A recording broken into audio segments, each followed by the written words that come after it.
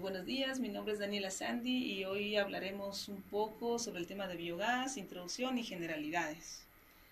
Entonces, para entender qué es el biogás, hay que entender el proceso que lo forma, y el proceso que lo forma se llama digestión anaeróbica.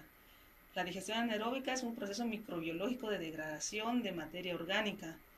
Lo importante es que sea en ausencia de oxígeno, un medio anóxico, y genera dos productos finales. Uno de ellos es el biogás y el otro se llama digestato o biol. Ambos productos son aprovechables. El digestato biol es un nutriente con alto contenido en macro y micronutrientes y minerales que sirve como fertilizante de alta calidad en campo. Con esto podemos decir que la digestión anaeróbica no solo produce un combustible renovable llamado biogás, que a su vez reduce los gases de efecto invernadero como el dióxido de carbono y también reduce nuestra dependencia fósil, esa dependencia que tenemos hacia el combustible negro, sino también reduce los volúmenes de desechos orgánicos y el impacto negativo que tiene su mala gestión y su mal manejo en principalmente los países de vías de desarrollo.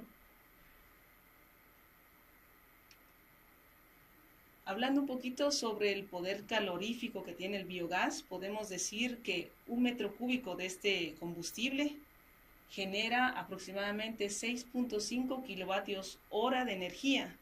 Si hacemos la equivalencia con otros combustibles, si hacemos una equivalencia energética, podemos decir que un metro cúbico de biogás genera la misma cantidad de energía que genera 1.5 kilogramos de madera o 0.8 litros de gasolina o 1.2 litros de alcohol, carburante.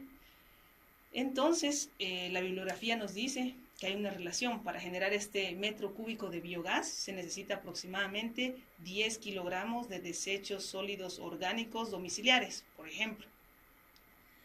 El poder calorífico del biogás está determinado por la cantidad o el porcentaje de metano que tenga. Este generalmente oscila entre un rango de 55 a 70% en promedio.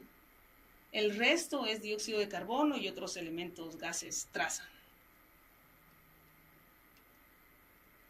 Entonces, del sustrato inicial que entra para ser procesado con esta biometanización anaeróbica, gran parte es agua. Y la otra parte lo conocemos nosotros como sólidos totales, que es la materia seca. Esos sólidos totales es la fracción que nos interesa, porque dentro de esos sólidos totales hay una fracción orgánica degradable que se llama sólidos volátiles. Esos sólidos volátiles son los que van a generar el biogás. Por lo tanto, el porcentaje de sólidos volátiles dentro de los sólidos totales de toda la fracción o de todo el sustrato que ingresa es un componente importante y muy interesante para determinar la viabilidad de una digestión anaeróbica. En realidad es un parámetro que se usa para considerar si es factible o no es factible hacer este proceso. Los sustratos que contienen arriba del 70% de sólidos volátiles dentro de la fracción de sólidos totales son sustratos viables, y si tienen menos del 60% son raramente considerados sustratos valiosos para la digestión anaeróbica y se busca otro método de tratamiento. En esta gráfica, en la primera columna, podemos observar diferentes sustratos orgánicos, frutas, vegetales, desechos domiciliarios, de mercado, etc. En la segunda columna se observan esos sólidos totales que les comentaba, que es una fracción importante, y dentro de esa fracción importante están los sólidos volátiles, que aún es una fracción más importante porque determina el poder calorífico del biogás. Y nos podemos dar cuenta, por ejemplo, en el caso del primer sustrato, que son frutas, ese contiene de 90 a 95% de sólidos volátiles dentro de la fracción de sólidos totales. Entonces eso nos da o nos da un indicador de que es un sustrato potencial para generar metano y tener un biogás de alta calidad. Ya viendo en proceso general, podemos ver la cadena de formación. Lo primero que hay es el ingreso del sustrato. El sustrato inicial, que entra a un bioreactor, que es la parte celeste, y como productos tenemos el biogás y el digestato. Entonces nos vamos a concentrar un poco a la parte celeste, que es qué ocurre dentro de ese bioreactor, cómo es la transformación, cómo es el proceso y qué tecnologías hay de configuración de ese reactor. Y vamos a hablar en este caso únicamente de algunos de los parámetros operacionales.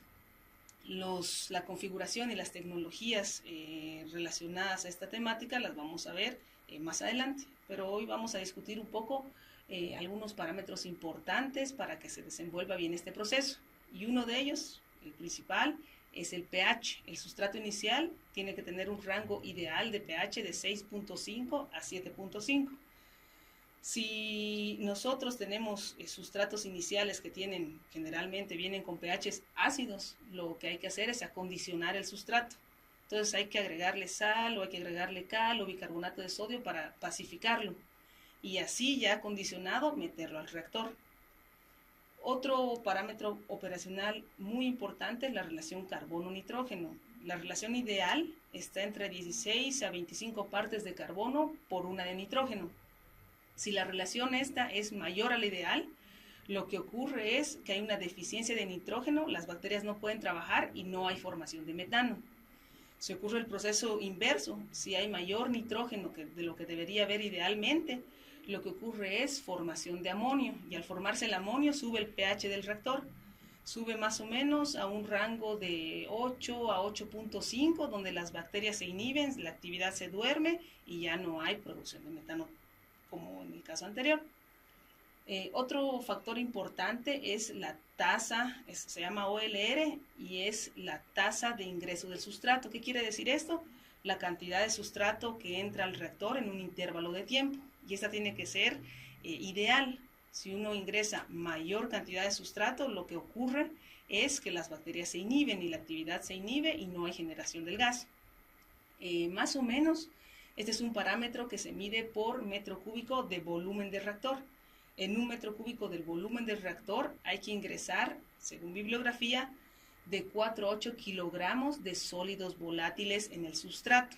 Entonces, lo primero que hay que hacer es medir la cantidad de sólidos volátiles en el sustrato y, de acuerdo a eso, ingresar la cantidad ideal.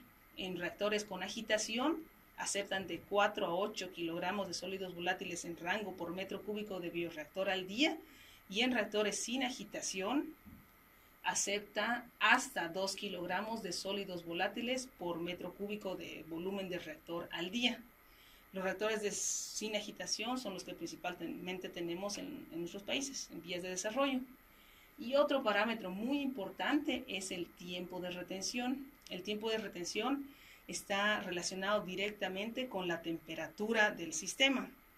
Entonces, la relación es inversa. A mayor temperatura es menor el tiempo de retención y a menor temperatura es mayor el tiempo de retención. ¿Qué quiere decir esto?